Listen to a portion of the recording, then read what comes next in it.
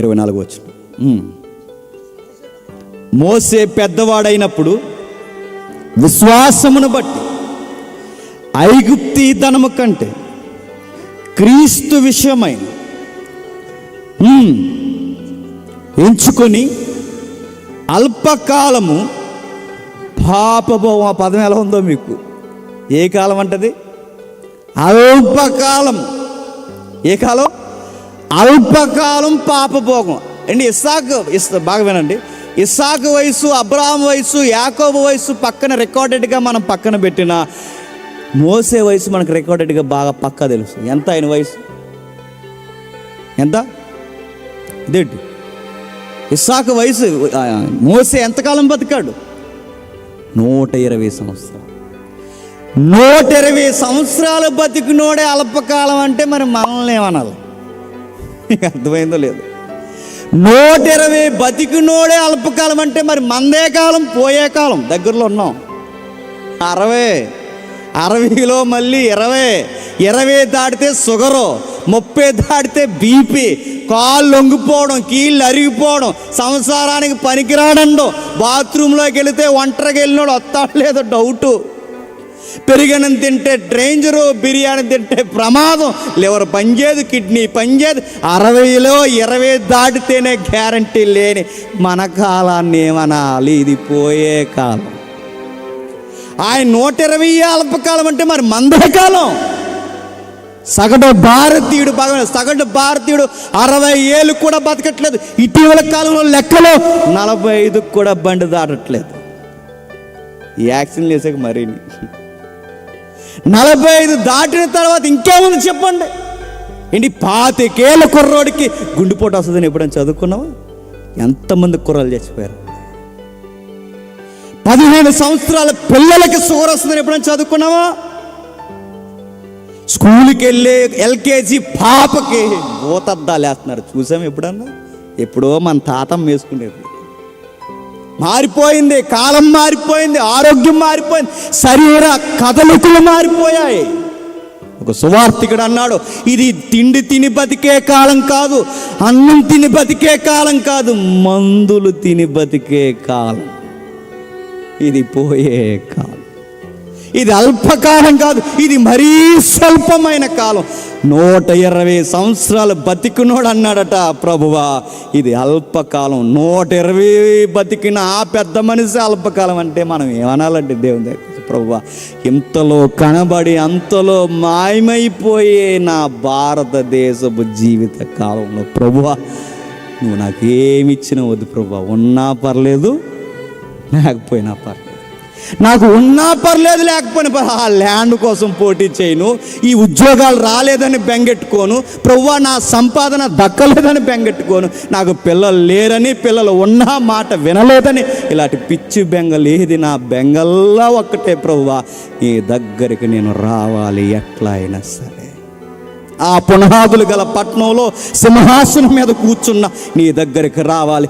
నిత్యత్వాన్ని నా కనుగుడ్డుల మీద ముద్రించుకుని ఎదురు చూస్తున్నాను ప్రభువా, ఆ రోజు ఎప్పుడు వస్తాదా అని. 120 బతికునోడు అన్నాడట, అల్పకాలము పాప భోగము అనుభవించుట కంటే దేవుని ప్రజలతో శ్రమ అనుభవించుట మేలు. అల్పకాలము పాప భోగం మాట్లాడుతాను చెప్పండి. మోసే ఫరో తర్వాత నెక్స్ట్ ఫరో, పబ్లిక్లో సౌండ్ ఆ రోజులు. ఫరో తర్వాత మరలా ఫరో ఎవరంటే మోసే. మరలా ఫరో తర్వాత ఫరో అంతటి వారంటే దేశానికి చక్రవర్తి తర్వాత మరలా చక్రవర్తి ఎవరంటే మోసే. కానీ మోసే అంటాడు, ఆ సింహాసనం వద్దు ప్రభువా. మోసే దగ్గరికి వెళ్ళి బాగా వినండి, పిచ్చా నీకు, దేశానికి చక్రవర్తి అవుతావంటే మోసే అంటాడట, చక్రవర్తిని అవను కానీ ఆయన ప్రజలతో ఆ ఎండలో నడిస్తేనే నాకు హాయిగా ఉంటుంది అంటాడు. మనమైతే ఏముందండి, బాగా పిచ్చెక్కిపోయింది మోసేకి. సేవని తిరుగుతాడటండి, సేవలో కదా చూసుకోవద్దండి. కొంతమంది సీనియర్లు సలహాలు ఇస్తారు జూనియర్లకి, రే సేవ అని తిరిగిగానే కొత్తమరి ఏం చేయని చెప్పు. నువ్వు రేపో మాపో ఎగురుపోయిలో ఉన్నావు, నీకు భయం లేదు, మాకు చెప్తున్నావు దాచుకోమని. సేవ అని తిరక్కు, సేవ అని తిరిగితే రేపు పొద్దున్న నీకు ఉండొద్దురా, అసలే 3 ఆడపిల్లలు నీకు అన్న. అంటే ఒక నిజంగా విశ్వాసం ఉంటే గుర్తుపెట్టుకోండి, అడుక్కు తినేవాళ్ళు కూడా లోకంలో బతుకుతున్నారు తెలుసా. బతకాలంటే ఎలాగైనా బతకొచ్చు, ఎలాగైనా బతకొచ్చు. బతుకు తెరువు కోసం పుట్టించిన వాడిని మర్చిపోయి తిరిగితే ఈ అధ్యాయం అంటుంది వీళ్ళ పిచ్చోళ్ళు కాదా, మనం పిచ్చోళ్ళు. సింహాసనం ఇచ్చాడు, సింహాసనం 40 ఏళ్ళు ఎంపరర్గా ఉన్నాడు, 40 ఏళ్ళు లీడర్గా ఉన్నాడు, 40 ఏళ్ళు గొర్రెల కాపరగా ఉన్నాడు, 120 అన్ని సేళ్ళు చూశాడండి. 40 ఏళ్ళు ఎంపరర్ అంటే ఆ దేశంలో ఆయన కనుసైగతో ఐగుప్తీలు కూడా గడగల్లాడేవారు. బలం ఉంది, సత్తు ఉంది, కనుసైగ ఉంది, లీడర్షిప్ ఎన్నైతే ఉండాలో అన్నీ ఉన్నాయి. కానీ మోసే అన్నాడట, ప్రభా వినొద్దు ప్రభా, మరలా పిలిచి నువ్వేమనొద్దు, ఒకసారి నన్ను అమ్మాను, నెక్స్ట్ సింహాసనం నీదే అంటే అమ్మాను కాదు కదా ఆను కూడా అన్నాడట. ఎవరు? అమ్మంటే చాలట, ఏమైపోతాడు?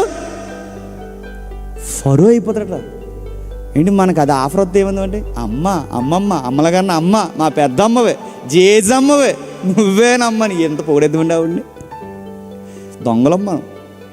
చాలామంది అంటారు డబ్బు పనికిమాల డబ్బులు కాదు, సరిగ్గా కనబడలేదు నీకు ఫిగరు, నీకు సరిగ్గా ఫిగర్ కనబడితే అప్పుడు అను పనికిమాల డబ్బు అని. నీకు సరిగ్గా అధికారాలు, ఫేమ్, నేమ్ కనబడలేదు కనుక అంటున్నావు. కనబడినప్పుడు మోసేకి డబ్బు కనిపించింది, ఫేమ్ కనిపించింది, ఆయనకు కావాల్సిన ఏదైతే ఎంపరర్ దాటి ఆ సింహాసనం కనిపించింది, అన్నీ కనిపించిన అన్నాడట. అన్నాడు అంటే అమ్మంటేనే ఫర్ అయిపోతే, అమ్మంటే మీరు నెక్స్ట్ ప్రెసిడెంట్ మీరే అనండి, పంచాయతీ ప్రెసిడెంట్. ఏమంటామండి? ఇప్పుడు సోనియా గాంధీ, ఆ టైంలో సోనియా గాంధీ గారిని ఏమనేవారండి? అమ్మ. ఎంతమంది అయితే బాగా అమ్మను పొగేస్తారో అందరికి సీట్లు వచ్చాయి. ఎవరైతే అమ్మను అందరికి సీట్లు బాగా వచ్చాయి. ఇప్పుడు ఎవరైనా వచ్చి ఇదిగో మమ్మల్ని ఒక్కసారి నాన్నగారు అమ్మగారు అంటే నెక్స్ట్ పంచాయతీలో మీకే సీట్ ఇస్తామనండి, ఏమంటాం చెప్పండి? అసలు అమ్మను వదిలేద్దాం మనం, చెప్పండి. మన అమ్మ ఆశ్చర్యపోయేంత అమ్మ అయిపోద్ది మనక. కానీ మోసే చూడండి, అల్పకాలము పాప భోగము, విచిత్రమైన మాట ఉంది కింద, అనుభవించుట కంటే దేవుని ప్రజలతో శ్రమ అనుభవించుట మేలు యోచించి ఫరో కుమార్తె యొక్క కుమారుడని అనిపించుకున్నట కంటే ఒప్పుకొనలేదు. ఏలయనగా ప్రతిఫలముగా కలగబో బహుమానమందు దృష్టి ఉంచెను. ఈ మాట విచిత్రమైనది కిందదేం, విశ్వాసమును బట్టి అతడు అదృశ్యుడైన వాడిని చూచిచున్నట్టు స్థిర బుద్ధి గలవాడే రాజాగ్రహమునకు భయపడక ఐగుప్తిని విడిచిపోయిన. ఒక మాట అడుగుతున్నాను చెప్పండి, అదృశ్యుడైన వాడిని చూస్తున్నట్టు వెళ్ళిపోయాడట. ఆశ్చర్యకరమైన మాట చెప్పండి. ఈ అధ్యాయంలో కనిపించిన దేవుడున్నాడని నమ్మడమే కాదు, ఇంకా భూమి మీదకి రాని క్రీస్తుని ముందే చూసేశారు. ఇంకా భూమి మీదకి వచ్చి శ్రమ అనుభవించని, ఇంకా సిలువెక్కని క్రీస్తుని చూసి, అదృశ్యముగా చూసి, కనిపించని ఇంకా జరగని కార్యాన్ని అదృశ్యముగా చూసి మోసే అన్నాడట, క్రీస్తు ప్రజలతో శ్రమ అనుభవించటం మేలు. అదృశ్యుడైన వాడిని చూశారు, అదృశ్యుడైన దేవుణ్ణి గుర్తించారు. ఆ రోజుల్లో వారికి ఆధారం లేదు, ఆ రోజుల్లో వారికి సరి అయిన గుర్తింపు లేదు, ఆ రోజుల్లో వారికి క్రీస్తు అనే భావం అప్పటికే, మరి అప్పటికే క్రీస్తు వాళ్ళకి ఎలా తెలిసాడు? మనలా తెలియలేదు. విశ్వాసమును బట్టి క్రీస్తు ఏంటో అర్థమైపోయాడు. క్రీస్తు పూర్వం, క్రీస్తు రాకముందే తన ప్రజల కొరకు, క్రీస్తు కొరకు అంత నలిగిపోతే, క్రీస్తు వచ్చి మన కొరకు నలిగిపోయి, చనిపోయి, పునరుద్ధానం చెంది పరలోకం వెళ్ళి మరలా వస్తానన్న ఆయన కొరకు, వచ్చెళ్ళిపోయిన ఆయన కొరకు, క్రీస్తు కొరకు ఏమి శ్రమ అనుభవిస్తున్నాడు చెప్ప. ఆయన సిలువ వేయబడిన గాయాలు మనకు గుర్తులేవు. పైపచ్చికి ప్రార్థన ఏమని చెప్తున్నాం తెలుసా? ప్రభువా, నీ సిలువ వేయబడిన గాయాలలో నుండి నా కడుపు నొప్పిని తీసే ప్రభా అన్న. మళ్ళీ గాయాలు, మళ్ళీ అదొక మాట మెనసను, మళ్ళీ నీ సిలువ వేయబడిన గాయాలతో నన్ను తాకి నా కరోనా రోగం తీసే ప్రభా.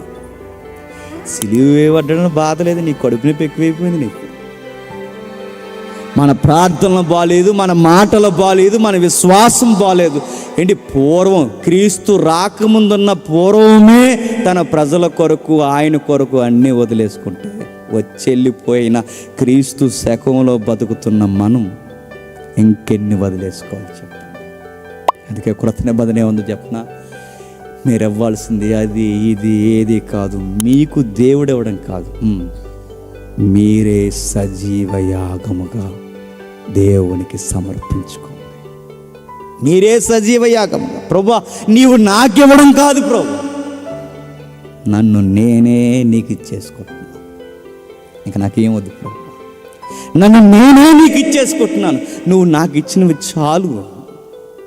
ఊపిరినిచ్చావు, కుటుంబాన్ని ఇచ్చావు, నాకు జీవనాన్ని మడుగునిచ్చావు, తినడానికి ప్రభువా నాకు 3 పూట్ల నాకు అన్నం పెట్టావు ప్రభు. ఇంకేం కావాలి? నీకు నాకు పడడం లేదని, నా పాపాలు నీకు అడ్డొస్తున్నాయని నీ ప్రియ సుతుని నా కొరకు సిలువ మీద బలిగా ఇచ్చేసావు. ఇంకేమిస్తావు ప్రభు? నా ఊహలకి మించిచ్చావు. అందుకే ఇంక నువ్వు ఇచ్చినవి చాలు, ఇక నాకేమొద్దు, నన్ను నేనే నీకు ఇచ్చేసుకుంటున్నాను. క్రీస్తు పూర్వం ఉన్నవారే తమ్మును తాము ఇంతగా అప్పగించుకుంటే, క్రీస్తు శకంలో ఉన్న మనం ఇంకెంత అప్పగించుకోవాలి చెప్పండి. ఇంకా డబ్బుల కోసమే ప్రార్థన, ఇంకా అప్పుల కోసమే ప్రార్థన, ఇంకా వీటి కోసం ప్రార్థన, ఇంకానా? అప్పటికే సగం జీవితం అయిపోయింది. మాకు ఎంత అయిపోయిందంటే ఒకరికి 30 దాటి ఉన్నాయి. ఇక్కడ ఇంకెంతకాలం బతుకుతారు 30 దాటితే? 30 దాటింది. ఇంక 30 దాటితే భారతదేశపు వయసు ప్రకారం గట్టి బతికితే 30. ఆ 30లో మనం తినే కూరలకి, మనం తినే జంక్ ఫుడ్కి, మనం తినే ఆయిల్స్కి 30 కూడా బండి గ్యారంటీ ఉండదు. ఇంకా గట్టిగుంటే 30. ఇప్పటికే 40 వచ్చిన వాళ్ళకి 20. 20లో బతికడానికి ఆ 20 అయినా గ్యారంటీ ఉందా? ఇప్పటికే 50 వస్తే ఉన్నారు, బతికితే 10. ఈ 10 కోసం, దడి కోసం గొడవడెత్తున్నావా? నేనేమనాలి? ఇప్పటికే 60 దాటితే లెక్కెట్టేసుకో, బెత్త కన్ఫామ్ అయిపోయింది. రేపో నేడో బస్సు వచ్చేద్ది, ఎక్కేయడమే అంతే. ఏంటి బస్సు? తాడి ఎక్కేయడమే. 30 దాటావా ఇంకా 30, 40 దాటావా ఇక 20, 45 దాటావా 15, 50కి వచ్చావా 10. రౌండ్ ఫిగర్ అయిపోయిందా? రోజులు అంతే. నీకు నాకు సావు మీద భయం లేకుండా ఉండాలంటే భక్తుల చరిత్ర చదువు. వాళ్ళు ఎలా బతకారో తెలుసా? విశ్వాసమును బట్టి రాబోతున్న అదృశ్యుడైన లోకాన్ని, అదృశ్యుడైన దేవుణ్ణి ముందే భూమి మీద కనిపెట్టి బతికేశారు. నిశ్చయముగా, ధైర్యముగా బతికేశారు. బాబు, మీకు రేపు పొద్దున్న చనిపోయిన తర్వాత మీ పిల్లలకి ఆస్తులు ఏంటంటే వాళ్ళు అంటారు, మేము ఎక్కడికి వెళ్ళిపోయామో తర్వాత వాళ్ళు కూడా అక్కడికి వచ్చేస్తారు. కాబట్టి కొంతకాలం జర్నీకి ఏమున్నా పర్లేదు, లేకపోయినా పర్లేదు. ఇప్పుడు మనం ముగించేస్తాను. ఇక మనము ఏ ఊరు వెళ్తున్నాం అనుకోండి, ఏ ఊరు వెళుతున్నప్పుడు, ఏ ట్రైన్లోనో సీరియస్గా మనం మాట్లాడుకున్నప్పుడు, ఆ ట్రైన్లో ఉన్నప్పుడు, అయ్యో మీకు దుప్పలు లేదు, అయ్యో మీ మెడకి బోడుగొందే, గొలుసు లేదు, అయ్యో మీ మెడ ఎంత బోడుగొంది, కనీసం ఒక చైన్ కూడా చేయించుకోలేదు, సరైన బట్టలు ఇస్త్రీ చేయని బట్టలు వేసుకున్నారు ఏంటని అడిగితే, సీరియస్గా జర్నీలో బాధపడిపోతున్నాం అనుకోండి, మనల్ని ఏమంటారు? ఇప్పుడు చైన్ లేదని జర్నీ ఆగిపోద్దా? చైన్ ఉన్నా వెళ్ళిపోతాం, చైన్ లేకపోయినా వెళ్ళిపోతాం, ఏమున్నా వెళ్ళిపోతాం. ఆడు ఇంకా మన పొరదిన బుద్ధులు ఉన్నాడు, జర్నీలు ఇది ఉంటాయి ఎట్లు, లేకపోతే దిగిపోయి పోతాం, ఎందుకు వచ్చిందిరా అంటాము. ఏంటి గంట ప్రయాణానికి ఏమొద్దనుకుని మనం అలా ముక్కుతూ మూలుగుతూ గడిపేసి అలా గంటలో దిగిపోయేదానికి ముస్తాబే అవమే. ఖచ్చితంగా ఒక రోజు ఈ బస్సు దిగి వెళ్ళిపోతాం. ఎక్కడికి చెప్పాలి? పరలోకం.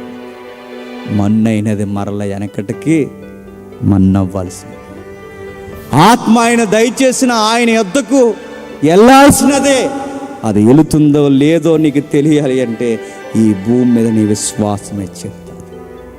ఇప్పుడు మీకు డౌట్ రావచ్చు, వీళ్ళంత ఎలా బతకడానికి మనకి ఏం కనిపించేదండి అంటే, అబ్రహాం దగ్గరికి వెళ్ళి, సాగు దగ్గరికి వెళ్ళి, యాకోబు దగ్గరికి వెళ్ళి, మోసే దగ్గరికి వెళ్ళి మీకు ఏం కనబడుతుందంటే వాళ్ళు అంటారట, విశ్వాసమునకు కర్తయు దాన్ని కొనసాగించు వాడైన క్రీస్తు మాకు కనబడుతున్నాడు అన్నారట. అంతకు వదిలేసుకున్నారట. విశ్వాసమునకు కర్తయు దాన్ని కొనసాగించే క్రీస్తు కనబడినందుకు అన్నీ వదిలేసుకున్నారు. కనబడినందుకే వదిలేసుకుంటే ఆయన వచ్చి మన కొరకు ఏకముగా బలైపోయాడు. మనం ఎన్ని వదిలేసుకోవాలి? ఈ లెసన్ మీకు అర్థమైతే ఇంటికి వెళ్ళక మీ ప్రార్థనలు ఎలా ఉండాలి చెప్పనా? ప్రభువా, నా రోగం పోయినా పర్లేదు, పోకపోయినా పర్లేదు ప్రభువా, నీ కొరకు నమ్మకంగా బతికే విశ్వాసం నీ అని ప్రార్థన చేస్తాం. ప్రభువా, నాకు ఏది ఉన్నా పర్లేదు, లేకపోయినా పర్లేదు ప్రభువా, నన్ను ఎవరు పట్టించుకున్నా పర్లేదు, పట్టించుకోకపోయినా పర్లేదు, అయిన వారే కాదన్నా, నా వారే నన్ను వద్దన్నా, ఏది ఏమైపోయినా, ఆకాశం విరిగి మీదడిపోయినా ప్రభువా, నాకు వీటి మీద బెంగలేదు ప్రభు, నేను నీ కోసం బతికేస్తాను ప్రభు. ఆ మాట నీ ప్రార్థనలో. అబ్రహాం అంత ధైర్యంగా ఎలా అనగలిగాడు? ఆ కర్తను చూశాడు. ఇసాకు ఆ విశ్వాసంకు కర్తను చూశాడు. యాకోబు చూశాడు, మోసే చూశాడు. ఆ కర్త ఎవరో కాదు, మన కొరకు బలైన యేసుక్రీస్తును చూశాడు. పూర్వమున్న భక్తులే అన్నీ వద్దనుకుంటే, శకంలో బతుకుతున్న మనం మన కొరకు బలైన వాడి కొరకు ఏం వదిలేస్తున్నాం చెప్పండి? కనిపిస్తున్నవన్నీ అనిత్యములు, కనిపించినవి నిత్యము. ఆ నిత్యమైన ఉన్నాయనడానికి గుర్తు ఏంటని అడిగితే ఒక బైబిల్ పండితుడు అన్నాడు, ఆ గుర్తు ఏదో కాదు, ఆ కనిపించిన అదృశ్య లోకం నుంచి దృశ్యలోకానికి వచ్చి కదిలెళ్ళిపోయిన నా క్రీస్తే నాకు గుర్తు అన్నాడు. ఆ క్రీస్తే నాకు ఆధారం. ఆ ఆధారమైన క్రీస్తుని నమ్ముతున్నాను కనుక ఈ భూమి మీద 60 ఏళ్ళు బతికెళ్ళిపోయే నాకు దేని మీద మనసు లేదు. ఉన్నా పర్లేదు, లేకపోయినా పర్లేదు, ఆయన కొరకు బతికేస్తాను. నా జీవితంలో అతి పెద్ద బహుమానం ఏదైనా ఉంది అంటే ఆయన నా కొరకు చనిపోయాడు. అదే నా బహుమానం. నా పాపాలు తీసేశాడు, నన్ను ఆహ్వానించాడు. నా సింహాసనం, నాకు ఇవ్వాల్సిన సింహాసనం దిగి ఈ భూమి మీదకి నా కొరకు వచ్చి చేతులు చాసి కలవర గిరిలో ఆహ్వానంతో నన్ను పలికి నాయన కౌగిట్లోకి రమ్మన్నాడు.